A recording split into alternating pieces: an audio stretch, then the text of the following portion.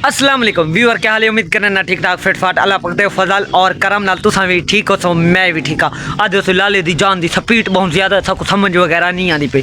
लाले दी जान थमने लगे तो हैरान और परेशान हो सो। सर्दी वगैरह बहुत ज़्यादा है क्योंकि हवा वगैरह भी खुली खड़ी है, रात बारिश वगैरह भी आई है क्योंकि थमने लगदा सी हैरान परेशान हो सो। क्या दो सो लाले दी जान ये वीडियो अच्छी कहना है या गलत कहना है? खुश थी वनो, चौड़े थी वनो, मुस्कुराओ, खुशी दा हसो क्योंकि व्यूअर तोड़ी वीडियो में कहना बहुत अच्छी थोड़े फायदेमंद है जिंदे अंदर थोड़ी जिंदगी के अंदर इजाफा थी सकते। जेरे मुल्क दिए अजकल ये पहले मशहूर वगैरह खाना अजकल ये मुल्क बहुत ज़्यादा मशहूर है।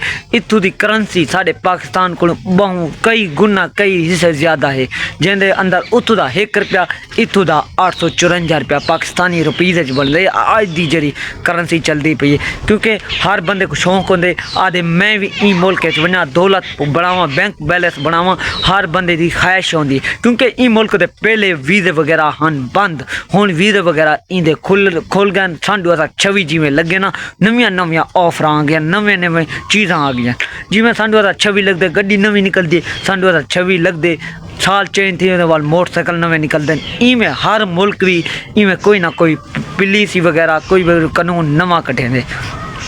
व्यूअर, मेरा नाम है मोहम्मद फैसल, तुसा ने पे साडा यूट्यूब चैनल फैसल सरैकी। ज़रा फैसल सरैकी को चैनल को सब्सक्राइब कराए, जरा घंटी का निशान है ना या ज़रूर प्रेस कराए क्योंकि तुसा प्रेस करे सो मेरे को सपोर्ट मिलसी क्योंकि मेरे चैनल ग्रो करे थी। ताड़ी मुहब्बत और ताड़े प्यार की खातिर मैं नवी वीडियो खेंदे आसा। तुसा भी खुश थे सो असा भी खुश थे सो। व्यूअर, तुसा वीडियो एंड तक दिखाए चा दे चैनल को ज़रूर सब्सक्राइब चेक कराए थोड़े देर वाल रिक्वेस्ट है क्योंकि जुलते हैं वीडियो से जाना है। वीडियो तो देख गिनो वाल मेरे को दसाए तो आपको मेरी वीडियो किमें अच्छी लगी है या बुरी लगी है। मिलते हैं तो आपको वाल एंड। अस्सलाम वालेकुम दोस्तों, आपने ये मुहावरा तो सुना होगा कि कमज़ोर शख्स की माँ भी मर जाए तो कोई नहीं पूछता और ताकतवर का कुत्ता भी मर जाए तो सारा पिंड इकट्ठा हो जाता है। ये मुहावरा मैं क्यों बोल रहा हूँ आगे चलकर आपको इसका अंदाजा हो जाएगा। दुनिया का ऐसा मुस्लिम मुल्क जहाँ आपको कोई इनकम टैक्स नहीं देना होता, जो कमाया वो सब आपका है। ऐसा मुल्क जिसकी करेंसी दुनिया की सबसे मजबूत तरीन करेंसी है और शायद इसी वजह से लोग काम के घर से इस मुल्क में जाने की हमेशा ख्वाहिश रखते हैं। जी हाँ, आज हम सैर करने जा रहे हैं कुवैत की। कुवैत ने पाकिस्तान के लिए तमाम वीज़े खोल दिए हैं। ये अचानक से कैसे हुआ और कुवैत कैसे जा सकते हैं? कुवैत में लोगों की ज़िंदगी बेहतर है या सऊदीया या दुबई में? 19 साल से वीज़ा बंद होने की वजह से कुवैत के बारे में बहुत कम लोग जानते हैं, लेकिन अब वीज़ा खुलने के बाद जो लोग कुवैत जाना चाहते हैं उनके लिए इस मुल्क को जानना बहुत ज़रूरी है। इसके अलावा इस वीडियो में बहुत से ऐसे हक़ाइक़ बताएंगे जो आपके लिए बिल्कुल नए होंगे। चले अब निकलते हैं कुवैत के एक शानदार सफ़र पर। अरब ममालिक का सबसे छोटा मुल्क है लेकिन करेंसी के लिहाज से ये दुनिया के सबसे पहले नंबर पर आता है। इस कंट्री का ऑफिशियल नाम स्टेट ऑफ कुवैत है जिसे अरबी में दौलतुल कुवैत भी कहा जाता है। कुवैत मशरक़ी वुस्ता में खलीज फारस के किनारे वाक़या है और इसकी सरहदें इराक और सऊदीया अरब से मिलती हैं। कुवैत का दारुल हुकूमत भी कुवैत सिटी है। कुवैत की कुल आबादी 50,26,000 के करीब है, जो आबादी के लिहाज से दुनिया के 128वें नंबर पर आता है। इस मुल्क में ज़्यादातर लोग शहरों में रहते हैं, इसी वजह से 91.6% आबादी शहरों में, सिर्फ 8.6% लोग ही गाँव में आबाद हैं। कुवैत का रकबा 17,818 मुरब्बा किलोमीटर है। कुवैत दुनिया के तरक्की याफ्ता ममालिक में से एक है। करेंसी की वजह से पाकिस्तान, इंडिया और बांग्लादेश के लोगों की इस कंट्री में काम करने की ख्वाहिश सबसे ज़्यादा होती है। लेकिन क्या आप जानते हैं 19 साल से कुवैत ने 5 ममालिक को वीज़ा देने पर पाबंदी लगा रखी थी, जिनमें पाकिस्तान, ईरान, शाम, यमन और अफगानिस्तान शामिल हैं। कुवैत ने ये सब कुछ अमेरिका के कहने पर किया था और वजह ये बताई थी कि सिक्योरिटी खदशात की वजह से बंद किए हैं। 2021 में पाकिस्तान से इस पाबंदी को हटा दिया गया था। 10 साल के बाद पाकिस्तानी शहरियों के लिए कुवैत का वीज़ा बहाल कर दिया गया, लेकिन इसके बावजूद वीज़ा बहुत महंगा और मुश्किल से लगता था। इस पर खर्चा पाकिस्तानी 40 लाख तक भी आ जाता था। सोचने की बात यह है कि कुवैत मुस्लिम मुल्क होने के बावजूद मुस्लिम मुल्क पर ही क्यों वीज़ा की पाबंदियां लगाई थीं? इसकी सबसे बड़ी वजह अमेरिका का कुवैत पर असर और रसूख था और दूसरा इंडिया के साथ कुवैत के ताल्लुकात बहुत अच्छे थे। इस बात का अंदाजा आप यहाँ से भी लगा सकते हैं कि एक अंदाजे के मुताबिक कुवैत में 10 लाख से 12 लाख इंडियन आबाद हैं, जो कंस्ट्रक्शन, IT और हेल्थ सेक्टर के शोबे से वाबस्ता हैं। और इंडियन कम्युनिटी अरबियों के बाद दूसरी बड़ी कम्युनिटी है, जबकि पाकिस्तानियों की तादाद सिर्फ 1 लाख के करीब है। दोस्तों, सोचने की बात यह है कि कुवैत ने क्यों वीज़े खोले हैं। इसकी 2 बड़ी वजह हैं। पहली वजह, कुवैत को हेल्थ सेक्टर और दूसरे शोबों में वर्कर्स की ज़रूरत है, खास तौर पर एनर्जी सेक्टर में, क्योंकि कुवैत के एनर्जी सेक्टर में बहरान पैदा हो रहा है। इसका सबूत ये है कि 2 अप्रैल 2025 को कुवैत में लोड शेडिंग भी की गई, जो तेल पैदा करने वाले ममालिक के लिहाज से बहुत अजीब बात थी। यहाँ तक कि गवर्नमेंट की तरफ से रहायशियों को कहा जा रहा है कि बिजली का इस्तेमाल ज़्यादा मत करें, क्योंकि तेल से बिजली बनाने वाले प्लांट बहुत पुराने हो चुके हैं, जबकि बिजली की तलब में इजाफा हो रहा है। इसी वजह से कुवैत ने कतर से गैस लेने का फैसला किया है और कुवैत को बहुत से वर्कर्स की भी ज़रूरत है। इसके अलावा टूरिस्ट वीज़ा खोलने का भी ऐलान किया गया है, ताकि सऊदीया और दुबई की तरह टूरिज्म को भी बढ़ाया जाए। कुवैत ने पाकिस्तानियों के लिए वर्क वीज़ा, फैमिली वीज़ा और टूरिस्ट वीज़ा जारी करने की रजामंदी जाहिर की है। कुवैत सबसे पहले 1200 नर्सिस को मुलाजमत देने का इरादा रखता है। अगर बात करें वीज़ा फीस और अप्लाई करने की, ऑनलाइन या पाकिस्तानी BEOE की वेबसाइट से आपको नौकरी हासिल करना होगी। इसके अलावा डिग्री और मेडिकल जमा करवाना होगा, जिसके बाद आप वर्क वीज़ा के लिए अप्लाई कर सकते हैं। लेकिन कुवैत की ऑफिशियल वेबसाइट पर अभी पाकिस्तान के लिए वीज़ा ओपन नहीं किया गया। कुछ दिन तक वेबसाइट में इसका तमाम प्रोसेस आ जाएगा, इसलिए अभी किसी भी कंसल्टेंट को पैसे देने से पहले ऑफिशियल वेबसाइट पर ज़रूर चेक कर लें, जिसका लिंक आपको डिस्क्रिप्शन में मिल जाएगा। अभी सिर्फ पाकिस्तानी गवर्नमेंट के जरिए नर्सिस को भेजा जा रहा है। दोस्तों, वीज़ा खोलने की दूसरी बड़ी वजह, जैसा कि शुरू में आपको वीडियो में एक मुहावरा बताया था, ये बिल्कुल सही साबित होता है, जिसके बाद अचानक से 19 साल बाद पाकिस्तान के वीज़े खोल दिए गए हैं। इंडिया से 4 दिन जंग के बाद पाकिस्तान को ऐसे सम्राट मिल रहे हैं जो शायद पिछले 20 सालों में भी नहीं मिले। आज पाकिस्तान की ताकत देखकर दुनिया हमारी कदर करने पर मजबूर हो रही है।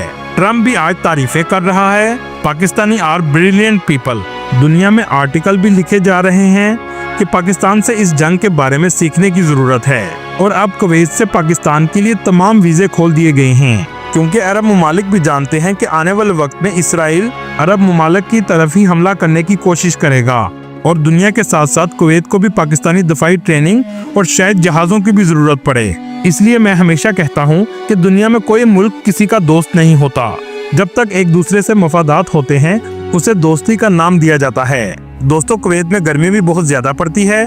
दर्जा हरारत 50 डिग्री तक भी चला जाता है। कुवैत की GDP 2024 के मुताबिक $170 मिलियन है, जो दुनिया की 56वीं बड़ी मईशत है।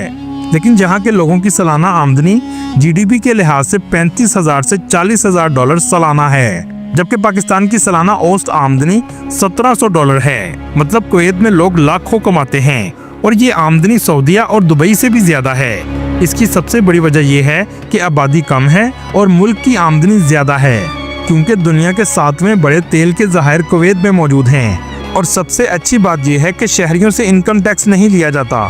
जो जितना भी कमाता है सब उसी का है। लेकिन अगर आपकी कोई कंपनी है तो 15% टैक्स आपको देना होगा, जबकि पाकिस्तान में कंपनी टैक्स 29% है। दोस्तों, आपको सुनकर हैरानी होगी कि कुवैत में 15,70,000 के करीब असल कुवैती रहते हैं, जबकि 34,20,000 के करीब लोग गैर मुल्की कुवैत में आकर आबाद हुए हैं और पैसा कमा रहे हैं, क्योंकि यहाँ कम से कम सैलरी भी पाकिस्तानी 2 लाख से 3 लाख के करीब है। कुवैत में इस्तेमाल होने वाली करेंसी कुवैती दिनार है, जो पाकिस्तानी 914 रुपये के बराबर और इंडियन 280 रुपये के बराबर है। कुवैत ने अपनी करेंसी को डॉलर के साथ जोड़ा है। एक कुवैती दिनार हमेशा आपको $3.26 में ही मिलेगा। मतलब डॉलर अगर कम या ज्यादा होगा तो ही दिनार के रेट में फर्क आएगा। चलें अब आपको दिखाते हैं कुवैत कितना महंगा है।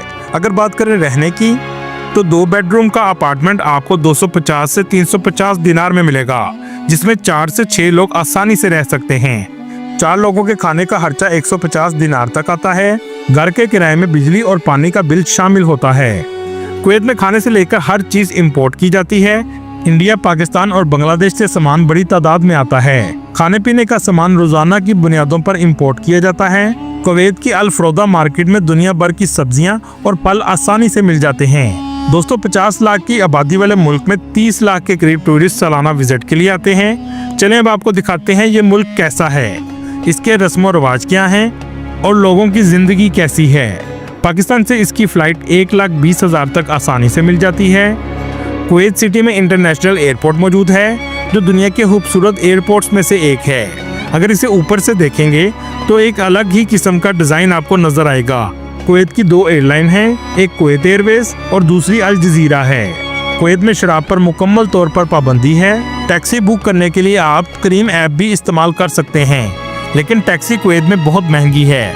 इसके अलावा आप बस पर भी सफ़र कर सकते हैं। अगर आप कुवैत की सकाफत को करीब से महसूस करना चाहते हैं तो सूक मुबारकिया का ज़रूर विज़िट करें। ज़्यादातर लोग आपको शाम के वक्त नज़र आएंगे क्योंकि सुबह के वक्त गर्मी बहुत ज़्यादा पड़ती है।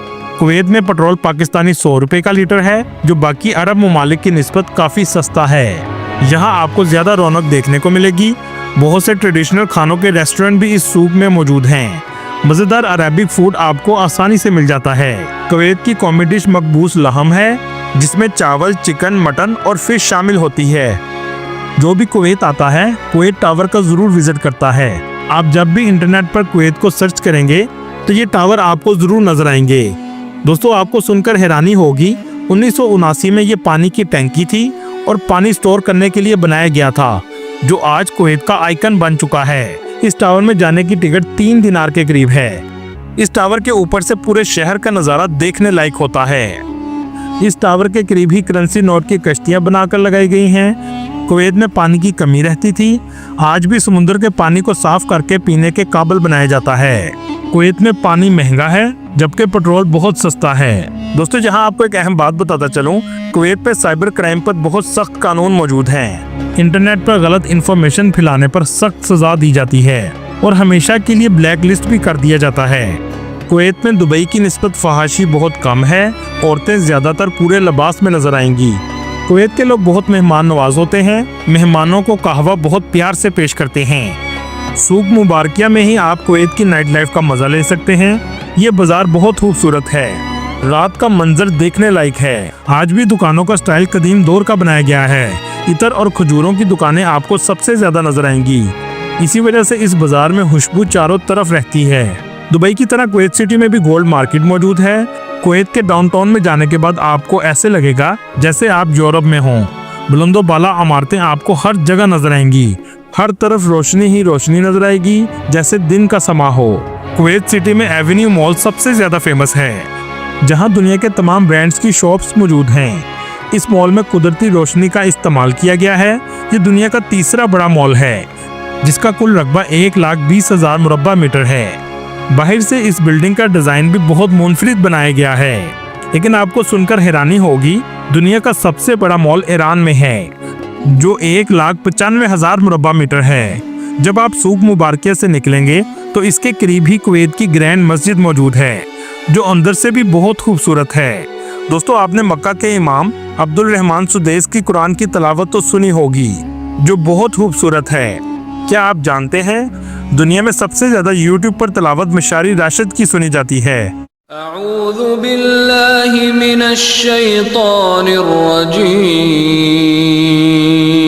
जिनकी आवाज में भी अलग ही जादू है और ये भी कुवैत के हैं। दोस्तों यहाँ आने से पहले कुछ चीज़ों का आपको ख्याल रखना है। जो भी कंपनी आपको जॉब दे, उस कंपनी का ऑफर लेटर मुकम्मल तौर पर देखें कि क्या सहूलियात ये कंपनी फराहम कर रही है। रहाइश खाना कंपनी का है या आपका। इस सब के बाद आप कुवैत आएँ। यहाँ वर्कर्स को सऊदीया और दुबई की निस्बत ज़्यादा बेहतर तरीके से रखा जाता है। और दूसरा, यहाँ दुबई और सऊदीया की निस्बत टैक्स भी बहुत कम है। यहाँ लोगों की कम से कम सैलरी 180 दिनार से शुरू होती है, जिसमें कंपनी अक्सर आपको रहाइश भी देती है। यहाँ के कमरे वर्कर्स के रहने के काबिल होते हैं, लेकिन दुबई और सऊदीया में अक्सर वर्कर बहुत ही गंदी जगह पर रहने पर मजबूर होते हैं। दोस्तों कुवैत जब से आज़ाद हुआ है, कुवैत का इक़्तिदार अल सबा फैमिली के पास रहा है।